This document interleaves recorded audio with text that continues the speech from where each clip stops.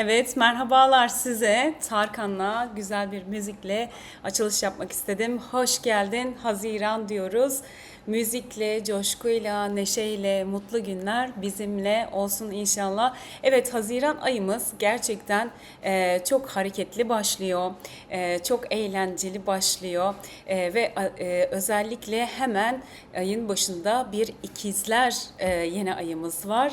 Hemen sonrasında da ayın kapanışında 30'unda da bir oğlak dolunayımız var. Evet, biraz böyle yengeç stelyumu içinde olacak. Birazcık böyle ikizler, ilk başta ikizlerde, sonra yengeçte ve en sonda oğlakta bir kapanış yapacak. Ve ayın sonunda da tabii ki kocaman güzel bir Merkür Retromuz olacak bizlerle. Evet, şimdi ayın hemen birinde bakıyoruz, hemen Merkür bir yengeç burcuna doğru ilerlediğini görüyoruz. 1 Haziran'da Ay Yay burcunda başlayacağız. Hareketli, böyle eğlenceli planlar, programlar, özgürlükle ilgili, yaşamımızda kendimize yeter olmakla ilgili coşkulu, iyimser bir bakış açısıyla giriyor olacağız. Zaten hemen biliyorsunuz Yay dolunayın akabinde gerçekleşiyor. Ve 1 Haziran'da Merkür Yengeç'e geçiyor. Yengeç burcunda daha duygusal. Seçimlerimizde biraz böyle nostaljik, geçmişe yönelik. Acaba yapsa mıydım, karar verse miydim? Yengeç'in o empati, şefkat, sevgi bilinci çok yukarıda olacak. Ve bu anlamda tabii ki pek çok seçimimize etki etmeye başlayacak 1 Haziran'da. Tabii ki biliyorsunuz bu sırada Mars da Boğa'ya yerleşmeye başladı ayın başında. Artık belki biraz daha böyle kalıcı, sağlam adımlar atmak. Hani şöyle bir dur bakalım, bir düşünelim. Acaba doğru mu karar verdim diyen bir enerji alanı içinde olacağız. Tabii mesleki konular, iş, kariyer konularında daha böyle girişimcilik, biraz daha işlerimizi ilerletmek ama akıllı, mantıklı bir şekilde ilerletmek önemli olacak.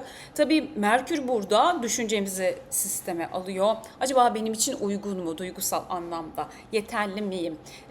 Tabii empati kurmak, biraz daha böyle güzel bir şekilde ifade edebilmek ön plana gelecek. Yengecin o güzel sevgi dolu dili bizlerle olacak ayın başında. 3 Haziran. Hemen şöyle 3 Haziran'a bakalım. Günleri şöyle hafifçe vereceğim ve sonrasında burçlara geçiyor olacağım. Burçlarla da tek tek hepinizin tabii ki yükselen burca göre de dinleyebilirsiniz. Bu bütün ay içerisinde hangi günler olumlu dinleyebilirsiniz. 3 Haziran'a baktığımızda aslında ayın ilk haftası çok güzel bir şekilde Güneş'le Satürn'ün bir sekstili var. Bu ne demek? Yani yapmak istediğimiz işlerde o Satürn'ün engelleyici, baskılayıcı yanından ziyade kolayca disiplinize olabileceğimiz, işlerimizi daha tıkırında, düzgün bir şekilde ilerletebileceğimiz bir görünümde. O yüzden 3 Haziran'ı da bu anlamda kullanabilirsiniz. 9 Haziran'a bakıyoruz. 9 Haziran'da tabii ki o güzel yengeç stelyumu demiştim ya, ayın başında bize destek oluyor. Ayın başı aslında çok verimli kullanın. Venüs yengeçte, Jüpiter de tabii ki biliyorsunuz yengeçteydi. Çok güzel bir kavuşum yapıyorlar. Ev, aile, gayrimenkul, yerleşme, daha güzel, şanslı bir süreçte hareket edeceğiz. Sevgi, şefkat, merhamet, bu konular çok aktif olacak. İşte evlenmek isteyenler için güzel bir süreç. Ayın başı, Haziran, yaz mevsimi biliyorsunuz. Yuva kurmak, yeni bir yere yerleşmek, orayı bereketli, güzel hale çevirmek, çocuk sahibi olmak, bunlarla ilgili güzel bir şekilde çalışıyor olacak hemen haftanın başı. 10 Haziran'a geldiğimizde tabii birazcık daha aslında işler hareketlenmeye başlıyor ve aynı zamanda Merkür Satürn karesi başlıyor. Yani 10 Haziran'dan itibaren biraz böyle engelle, blokajla bir takım durumlar oluşabilir. Bu sırada tabii ki hani artık ayda Koç burcuna doğru ilerliyor olacak. Böyle daha aktif, hayallerimizi gerçekleştirmek için ilerlemek istediğimiz bir sürede hemen Merkür Satürn blokajı geliyor olacak. Lütfen bunu unutmayın. Deyin ki hani baktınız bir işiniz aksıyor, o zaman biraz daha böyle işleri düzenlemek, geçmişe dönük şeyleri, bunun artık aksayacağını, hani bir takım noktalarda engel alabileceğini biliyorsunuz. O zaman daha aslında işleri kendinize yönelik fark ederek ilerletmek daha kolay oluyor. Ve 13 Haziran'a baktığımızda Venüs artık Aslan burcuna geçiyor. Şimdi Venüs biliyorsunuz yengeçteydi ve aslana ilerleyecek. Tam bu geçiş sırasında lütfen bakın takviminize. Siz bakamıyorsanız bana yazın. Ben oradan da bakabilirim sizler için, merak etmeyin. Zodyahabercisi@gmail.com. Burada Venüs biliyorsunuz ilişkilerimiz, likit paramız bunu yönetiyor. Burada Venüs moda, sanat artık aslanda. Fakat bu son geçiş sırasında burç değiştirirken güzellik işlemleri yapmak için çok iyi olmayabiliyor. Bazen istediğimiz etkiyi, istediğimiz noktayı elde edemeyebiliyoruz. Fakat Venüs Aslan'a geçmesiyle zaten artık hani Aslan burcunun saç temaları, işte güzellik temaları bunlar artık görünür olmaya başlayacak. Giyim, kuşam, artık lüks yaşam standartları, zerafet bunlar hayatımızda görmek isteyeceğimiz şeyler. Yine ilişkiler de tabii baktığımızda o Aslı'nın enerjisiyle, o parlayan güzel enerjisiyle ilişkimizde birisiyle aşk yaşıyorsak gerçekten güzel, hani kitaplara, romanlara konu olacak şekilde o duyguları göstermek, yüceltmek, alelade olmasına istemeyeceğiz hiçbir şeyin. Yani bir yere mi gidiyoruz, giyinmek mi istiyoruz, süslenmek ve en iyisini, en kalitesini kullanmak isteyeceğiz. Popüler olmak isteyeceğiz. Kimilerimiz için gerçekten o popülerlik ışığı çok yükseliyor olacak. Aslanlar için özellikle yaşam tarzımızda böyle sahip olduğumuz konuları daha iyileştirmeye doğru yönelecek bir Venüs görüyoruz. Yengeçten çıkıyor, Aslan'a geçiyor olacak. Ve bu sırada artık yaşamda bir hızlanma var. İyiye ulaşma amacı var. 15 Haziran'a geldiğimizde 15 Haziran Pazartesi İkizler Burcu'nda meraklı, girişimci, neşeli, eğlenceli bir yeni ay bizleri bekliyor. Türkiye saatiyle 05.53'te gerçekleşecek 24 derece İkizler Burcu'nda yeni ay. Çocuklar buz üzerinde buz kayağı yapıyor diyor Sabian sembollerine baktığımızda. Evet, kaymak tehlikeli olabilir, güvensiz olabilir ama hayat, yaşam standartlarımızı korkarak, endişe duyarak yaşayamayız diyor. Çocuksu neşemizi bulmak, içimizde o eğlenceli tarafları uyandırmak ve tabii ki yaşamda o hevesi yitirmemek çok önemli olacak. Karmaşık gözüken durumlarda içimizde, kalbimizdeki o hafifleten çocuksu neşeyi kullanmak, eğlenmeyi bilmek ve bu çocuğa kulak vermemizi isteyen bir ikizler yeni ayı ile beraberiz. Evet, hemen şöyle ikizler yeni ayına baktığımızda yeniliklere açık, meraklı, doğasıyla alternatifleri bizleri getiriyor olacak. Gerek iş hayatımızda, gerek aşk hayatımızda iletişimimiz had safhalarda yükseliyor olacak. Birisine bir konuda ikna mı etmek istiyorsunuz? İkizler yeni ayında yetenekleriniz artıyor olacak. İletişim, konuşma, aynı zamanda geçmiş yaşadığınız ikilemler, ilişkideki problematik yapılar. Burada artık böyle iletişimle her türlü yönden çözebileceğimiz, yaralı olduğumuz konuları güzel bir şekilde hataları görerek özellikle bunları arındırdığımız, farklı perspektiflerden görebileceğimiz bir alan.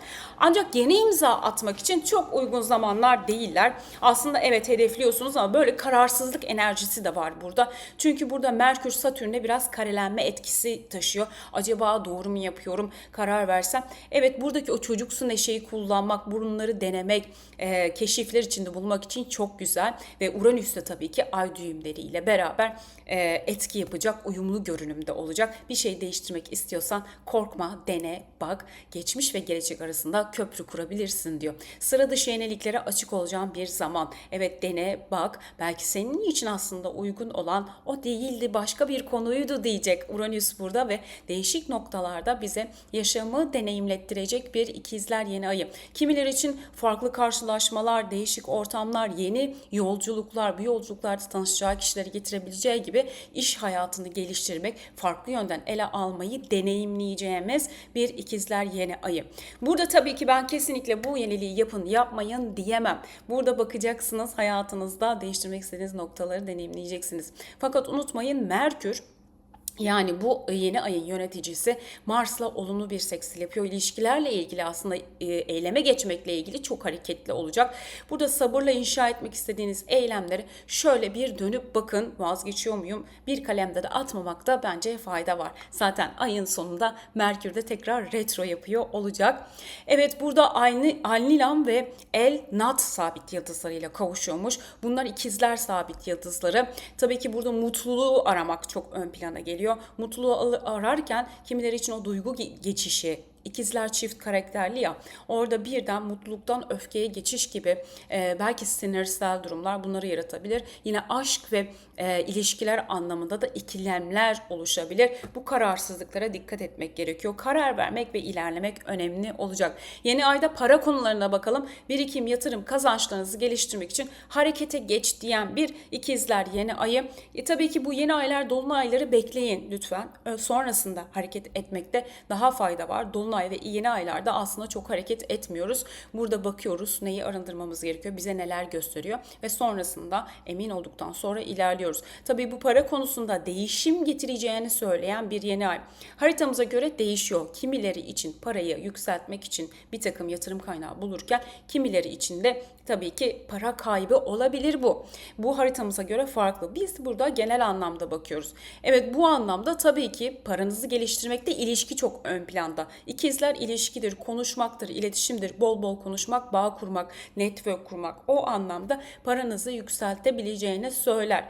Evet, sağlık konularına da şöyle bakalım. Zihnimiz çok yoğun. Bir sürü şey düşünüyoruz. Tabii ki sinir sistemimiz, nörolojimiz çok etkileniyor olacak. Ay ikizler olduğu için yine eller, kollar çok aktif. Akciğer, solunum yolları, iletişim, Merkür yengeçte olduğu için ve Satürn'le karelendiği için tabii burada bazı kişiler için kronik rahatsızlıklar, mide, özellikle göğüs, sindirim sistemi, mide üşütmeleri, biliyorsunuz mide üşütmesi diye bir rahatsızlık var. Özellikle yıkanmamış meyve sebzeler, çok iyi pişmemiş yemeklerin üstündeki o kimyasal gıdalardan kaynaklanıyor. Mide üşütmesi, mide gribi diyor. Bu tip şeyler oluşabilir. Yine öksürükler oluşabileceğini gösteriyor. İkizler özellikle akciğer, solunum ve nefesi sembolize ediyor. Bedeni burada desteklemek önemli. İşte nefes egzersizleri, nefesle ilgili açıcı konular, nefesi belki tutmak, tutmamak, bunlarla ilgili çalışabilirsiniz ve bedene tabii ki yeni aylarda detokslar, arınmalar her zaman için uygulayabileceğimiz, yeni ay küçüldüğü için, kapandığı için, arındırmalar için çok güzel olacak. Yeniliklere açık fakat kararsız bir ikizler yeni ayı. Burada geçmiş hataları unutmadan girişimler aslında yapabileceğimizi işaret ediyor. Güzel bir yeni ay diliyorum. Peki en çok etkilenenler Koç, ikizler, yengeç, terazi, Oğlak, Yay ve Balık. Yani değişkenler, değişken burçlar dediğimiz ve tabii ki öncü burçlar dediğimiz burçlar çok etki alacak bu süre içinde. Hayırlı uğurlu olarak gelsin. Güzel ilişkileri yeni kapılara vesile olsun diyelim. Evet, 17 Haziran'a geliyoruz. Venüs Aslan burcunda hem Neptün'e üçgen yapacak hem de Plüton'la bir karşılık yapacak. Ne demek bu? 17 Haziran'a doğru ilişkiler aslında biraz daha odak noktamıza geliyor. Cebimizdeki paramız ve ilişkiler en çok odak noktamızda olacak noktalar. Çünkü burada ikili ilişkilerde tabii ki o Neptün'ün güzel üçgeniyle yaratıcı, romantik, hani Aslan'daydı ya biliyorsunuz. Neptün'de, Koç'ta tam ateş, tutkular, derin tutkular, onları yönelmek, onları yüceltmek, onlarla ilgili derin bağlarımızı yönelmek çok önemli olacak. Tabii ki özgürlük, idealler konusunda çok büyük yükselişler var. İşte evinizi yeniden istediğiniz gibi dekore etmek, yine Venüs'ün işleri, yine güzellik konuları, kendinizi daha güzel, daha bir verimli şekilde sunabilmek çok önemli olacak işinizde. Hani moda, tasarım, sanat demiştik. Bunlarla çok yükselişe geçecek. İlişkilerde de romantik anlayış, hani gerçekten derinden beni anlasın. Birlikte ilham dolu. Hem fikirdaş olalım hem birbirimizin duygularına derin bir şekilde anlayalım diyen hem Venüs hem Neptün'ün güzel bir üçgeni var. Fakat Plüton'la karşıtlık yapacak aynı zamanda. Bu ne demek? Aslında para kaynaklarıyla ilgili olarak da hem de ilişkilerle ilgili olarak da güç çekişmeleri denen bir başlığımız var burada. Venüs Plüton'u gördüğümüz zaman biz hemen güç çekişmesi deriz. Ama oysa burada derin anlamda değiştirmek istediğiniz ilişkilerdeki noktalarda bir baskı hissedebilirsiniz. Çünkü karşınızdaki kişi istediğiniz gibi gelişiyor mu, gelişmiyor mu? Tabii burada manipülatif etki diyoruz. Fazlaca sahiplenmek, çok seviyorsunuzdur ve o kişiyle ilgili değiştirmek istediğiniz konularda aynı noktada gitmiyorsunuzdur. İşte burada manipülasyon, zorlayıcı, baskıcı, bazen böyle kıskançlık verici. Çünkü kıskançlık da olur. O kadar yoğun bir duygu olacak ki burada. Aynı şekilde iş ve para konusunda da bir işi yapmak istiyorsunuzdur, verim elde edemiyorsunuzdur, onun üstüne gitmek. Burada bu duyguları dengelemek önemli diyecek bu açımız bize. Çünkü burada krizli duygusal etkiler getirebilirim der. Yüklenmeler, işte yine para konusunda sıkışmalar, parayı elde etmek istiyor ama mesela lüks, moda, onlara yönelmek istiyorsunuz ama bir taraftan da o Plüton'un tabii ki kovadaki değişen sistemi aslında arka planda devam ediyor olacak sevgili takipçilerim. Bu bir süre, evet, ama burada tabii ki bizim için en verimli hale getirmek nedir? Özellikle 17 Haziran şanslı günler başlıyor olacak. Evet, bu etkiler var, arka planda çalışıyor ama diğer yandan Ay, Jüpiter çok güzel bir şekilde etki alanımızda olacak. Yani verimi arttırmak için bunları değerlendirebileceği olacağız ve önümüze gelen şanslar daha bereketli, daha olumlu noktada ilerleyecek. 17 Haziran bu anlamda güzel tarihler. Bir de ayın başını vermiştik. Merkür özellikle Yengeç'e geçtikten sonra ayın başındaki tarihlerde güzel. Özellikle Satürn'ün Güneş'le seksil yaptığı zamanlar haftanın başı. Evet, 20 Haziran'a bakıyoruz. Kayron Boğa burcuna geçiyormuş. 20'sine doğru yaralı şifacımız Boğa burcunda. Özellikle 80 kuşağı, bu 80 kuşağının içinde tabii ki 85'lere kadar 79 ile 80 arasında Kayron Boğa kuşağı dediğimiz, burada parayla ilgili bir sıkışmış bir kuşağız. Biz biliyorsunuz, ben de 81'liyim ve selam olsun 81'lilere. Burada sıkışmış bir kuşağız. Yani parayla ilgili, değer kazanmakla ilgili, değersizlikle ilgili, başarılarla ilgili kazancımızı sabit, stabil o boğanın enerjisiyle yükseltmekle ilgili hassasiyetlerimiz yeniden ön plana çıkıyor. Burada 80 kuşağı bu dönemde kazançlarını sağlamada o geçmiş konuları arındırarak, geçmiş konulardaki o değersizlik, başarısızlık, ne yapsam olmuyor hissini tamamlıyor olacak. Tabii ki burada özellikle sahne önünde olmak, siyaset içinde olmak, ikili ilişkilerde liderliği ele almak için Kayron Boğa bizlere yardımcı olacak. Özellikle kendi ışığınızı göstererek, burada kendinize güvenerek parlama zamanı diyor. Sevgili 80 kuşağı, parlama zamanı, çıkın sahneye ve orada değerlerle ilgili ilerletmenizi isteyen bir konumda olacak. Değerlerle ilgili derken öne çıkıp konuşmak, burada evet yardım ve yardımlaşma, alma verme dengesini sağlamak. Bunu biliyoruz ama hayatımızda yeteri kadar uyguluyor muyuz? Fazlaca fedakar olmak, fazlaca kendi değerinden aslında aşağı görmek, almamak, vermemek, bu gibi konularda hassas noktalara vurgu yapacak. O yüzden sahneye çık, parla ve orada ödeme, alman gereken ödemeleri al artık diyecek. Bunlar için cesur adımlar at lütfen diyecek bizler için. Tabii ki bugün Betelgeuse günü denen yıldız. Yine yardıma muhtaçlara yardım etmek, çocuklar, hayvanlar, dişil enerjiye destek vererek, yine Kayron Boğa zaten Venüs'ün biliyorsunuz etki alanında, kadınlara, çocuklara, yardıma muhtaç hayvanlara yardım etmek için de verimli, güzel, kazancımızı bereketli hale çevirmek için fayda sağlayacak bir gün. Tabii ki 20 Haziran çok önemli. Bakın, burada ay düğümleriyle Uranüs karelenecek. Hayatınıza birden bir takım etkiler sokmaya başlayacak. 20 Haziran'dan sonra çok değişik noktalara doğru gidiyor olacağız sevgili takipçilerim. Karmik ve kadersel anlamda diyoruz, ay düğümlerimiz Uranüs'le ve sonrasında Mars gelecek zaten devreye. Çok etkili bir kavuşum yapacak. Evet, bu yüzden sıra dışı konular, karmik kadersel anlamda yeni girişimlere sürüklenebilirsiniz. Yeni girişimler, fırsatlar, beklenmedik olaylar, bunlarla ilgili değişim getirmeye başlanacak, hızlanacak. Hani derler ya, yaşamınızın nereden biliyorsunuz altının üstünden daha iyi olmayacağını? Evet, altı çekiliyor gibi belki hissedersiniz ama o noktada size aslında oranın alt olmadığını, aşağıda olmadığını gösterebilir. Her şeyin bir zorluğu var biliyorsunuz. Burada Uranüs burayı tetikleyecek. Adeta bir elektrik şimşek çakması gibi beklenmedik bir şekilde yaşamınıza girebilir. Burada benim aklıma milli piyango gibi şeyler geliyor açıkçası. Çünkü birdenbire yaşamınıza girecek o karmik ve kadersel etki hepimizin haritalarında tabii ki farklı noktalarda cereyan ediyor olacak. Hayırlı uğurlu olsun, güzel konulara vesile olsun. Ve 21 Haziran'da Güneş Yengeç burcuna geçiyor. İyi ki doğdunuz sevgili yengeçler. Yengeçlerimiz bizim çok güzel empati, sevgi, anlayış sizden sorulur. Gerçekten zarafet yengeç burçlarında sizin burcunuza geçtiğinde Bu güzel yıl özellikle Kayron Boğa'ya sekstille başlıyor olacak. Tabii ki sizler için o değer konuları, özgüven konuları hem parasal hem de özellikle kişisel anlamda önemli gelişmelere kapı aralarken çok şifalanarak girdiğiniz bir doğum günü olacak. Doğum gününüz şimdiden kutlu olsun sevgili yengeçler. Ve 28 Pazar demiştik ya, Mars ikizlere geçiyor. Mars ikizlere geçmesiyle Uranüs'le inanılmaz bir kavuşum yaparak geçecek. Birden fikirlerin ortaya çıkması, parlamalar, fikirler, hareket çok hızlanıyor olacak. Acele etmemek çok önemli. Bu sürede 28 Haziran'dan sonra lütfen dikkat, işler biraz değişmeye başlıyor açıkçası ayın sonuna doğru. Zaten Merkür de retro yapmaya başlayacak 29'unda. Bu süreye dikkat. Mars Uranüs'te kavuşum yaparken Boğa'nın sabrının taştığı an diyecek adeta. Boğa'dan geçmişti biliyorsunuz, ikizlere geçmişti. Hareket edecek artık hızlı bir şekilde, tepkilere neden olabilir. Uranüs kavuşumu ikizlerde özellikle sinir sistemini çok etki ediyor. Evet, aydınlatıcı, parlak fikirleri ortaya koyma ihtiyacı çok artacak. Tabii ki karşılaşmalar demiştik.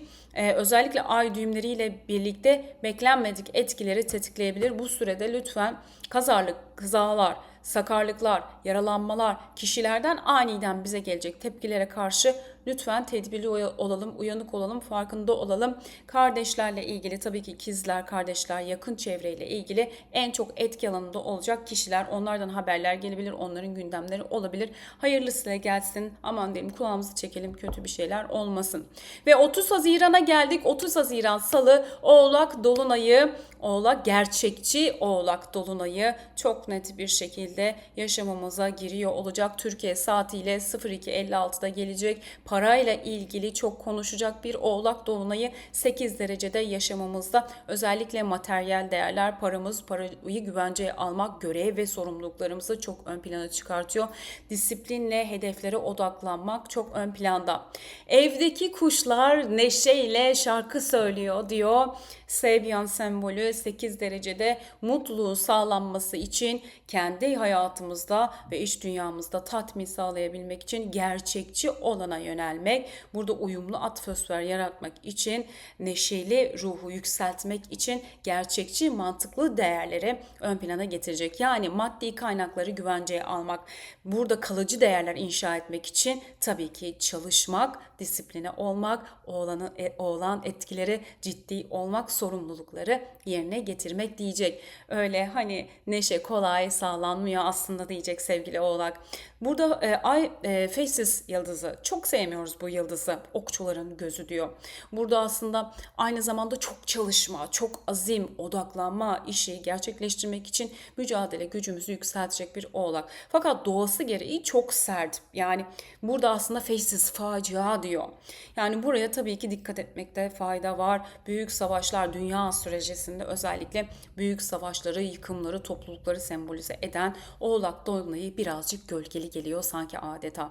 Dolunay özellikle dispozitörüne baktığımızda, dispozitörü Satürn Koç'ta. Evet, Oğlak biliyorsunuz yöneticisi Satürn Koç'ta ve bu yüzden Güneş'le de kareleniyor, Ay'la kareleniyor. Burada aslında biraz bunaltıcı bir etki var. Aile, para, düzen kurabilmek, ayın sonunda biraz baskılı durumlar var. Özellikle Mars Uranüs'le beraber hızlı hareket etme, işleri yoluna koyma azmini arttırırken lütfen risklere, aşırı risk almamaya ve burada farklı girişimleri değerlendirirken zorlukları aşma isteğindeki o beklenmedik durumlara lütfen dikkat edin. Oğlak Burcu'nda üstelik de Merkür de retro yapıyor olacak. Belki geçmiş bir işi yeniden yaşamınıza alabilirsiniz bu sürede Oğlak Dolunay'ında. Biliyorsunuz Oğlak Dolunay aynı zamanda gelenekselci demek. Eski konuları da aslında getirir. Disiplinli, gelenekselci ve eski konulardan fayda sağlamayı da sembolize eder. Buradaki Merkür Retrosu'yla belki de geçmiş bir işinizi tekrar canlandırabilmek, geçmiş bir konunun yeniden yüzeye gelmesi. Aman diyelim, burada tabii ki girişimlere dikkat etmek gerekiyor. Mars'ın konumu çok kritik yerde çalışacak ve tabii ki mistik konular, karmik konular, Satürn yönetici olduğu için Dolunay'da burada pek çok konuyu fark etmek, o korku, endişeyi fark etmeye dikkat çekiyor. Korku, endişeleri arındırmak arındırmak için çok ideal buradaki Oğlak Dolunay'ı. Askerlik, tıp, siyaset, araştırmalar, mistik konular, bakın 8 dereceyle çalışacak. Psikoloji ve psikiyatri çok ön plana gelecek meslekler. Bu Dolunay'ın en önemli noktası, sizde yoldaşlık yapan Oğlak diyecek ki karşısında yengeç var. Kimle iş yapıyorum? Duygularım önemli değil diyecek. İşimi mantıklı bir şekilde öne çıkarmak. Demiştik ki o neşeyi ve huzuru sağlamak için önce işleri tamamlamak. İlişkilerde bize destek veren kişileri çok arayacağız. Çok ihtiyaç duyacağız belki ama duygular Oğlak'ta, Ay Oğlak'ta daha ziyade görev insanı olacağız. Ortaklıklar, danışmanlıklar. Burada olumlu destekler alabileceğimizi gösteriyor. Yani karşı taraf aslında bize güzel bir şekilde elini uzatıyor olacak. Ay Oğlak'ta uzak durmak, mesafeli olmak, kırılmaktan, korkmaktan ziyade karşı kişiyle işbirliği içinde olmak fayda sağlayacak diyor. Evet, emeklerim karşılığını buluyor.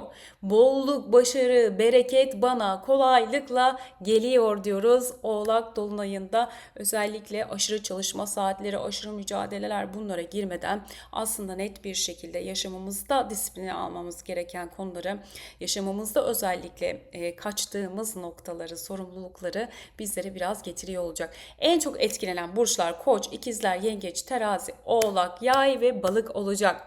Ve 29 Haziran 30 Haziran demiştik ya, Merkür Retrosu hani başlıyor. Merkür Retrosu'nda ne yapabiliriz? Özellikle bu Merkür Retrosu Yengeç'te olduğu için çok nostaljik. Eski geçmiş aşklar, özellikle eski geçmiş konular, konuşulmayan ailevi meseleler, bunlar tekrar hortlayabilir, çıkabilir, önümüze gelebilir.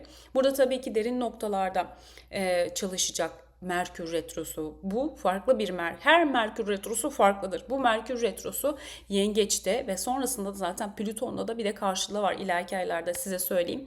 Biraz işlerde aslında blokaj getiriyor, tıkanma getiriyor ama bir yandan da o ailevi, nostaljik geçmiş konularda neye takılı kaldın duygusal anlamda orayı şifalandır ve çöz diyen, aile köklerimize kadar giden bir noktada çalışacak. Ve 30 Haziran Salı Jüpiter Aslan'a geçiyor. Oğlak Dolunayı sırasında Jüpiter de Aslan'a geçiyor olacak. Jüpiter'in Aslan'a geçmesiyle tabii ki biraz daha iyi şans, görkem, o Aslan'ın görkemi, paralımızda altın, sarı şeyler diyelim, yaratıcı konular, buralarda daha artış, buralarda ilerleme, bunları sağlıyor olacak. Ama öte yandan tabii ki burada fazla iyimserlik, fazla dramatize etme konuları, geliştireceğiniz konunun üzerine fazlaca böyle yüklenmek, o liderliği belki çok fazla abartmak. Çünkü aslında Aslan ve Kova aksına gidiyor olacağız.